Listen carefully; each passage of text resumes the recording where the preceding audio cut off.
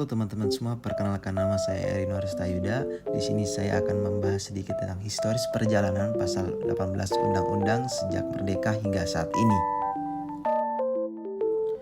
Undang-Undang Dasar 1945 sebagai Konstitusi Negara Republik Indonesia telah mengalami perubahan mendasar sejak dari perubahan pertama pada tahun 1999 sampai ke perubahan keempat pada tahun 2002. Sejak diberlakunya Undang-Undang Dasar 1945 sebagai Konstitusi Negara Republik Indonesia hingga diadakannya amandemen sekarang.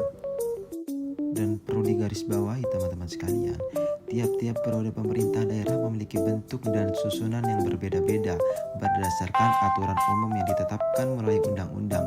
Patut juga dicatat bahwa konstitusi yang digunakan juga turut memenuhi corak dari undang-undang yang mengatur pemerintahan daerah tersebut. Pasal 18 Undang-Undang 1945 merupakan pasal yang mengatur tentang pemerintahan daerah di Indonesia. Berikut adalah beberapa perubahan terhadap pasal 18 Undang-Undang 1945 sejak merdeka hingga saat ini. Nah, yang pertama teman-teman, terdapat Undang-Undang Nomor 22 Tahun 1999. Undang-undang ini merupakan perubahan pertama terhadap pasal 18 Undang-Undang Dasar 1945. Dalam Undang-Undang Pemda 1999 terdapat perubahan terkait struktur ketatanegaraan yang berubah melalui perubahan Undang-Undang Dasar 1945 dari tahun 1999 sampai tahun 2002. Yang kedua, terdapat Undang-Undang Nomor 32 Tahun 2004. Undang-undang ini merupakan perubahan kedua terhadap pasal 18 Undang-Undang 1945.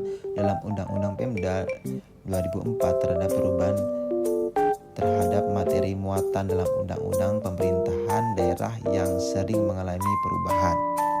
Selanjutnya teman-teman, terdapat Undang-Undang Nomor 23 Tahun 2014. Undang-undang ini merupakan perubahan ketiga terhadap pasal 18 Undang-Undang 1945. Dalam undang-undang ini terdapat perubahan terhadap hubungan antar pemerintah pusat dan daerah yang sering mengalami ketegangan.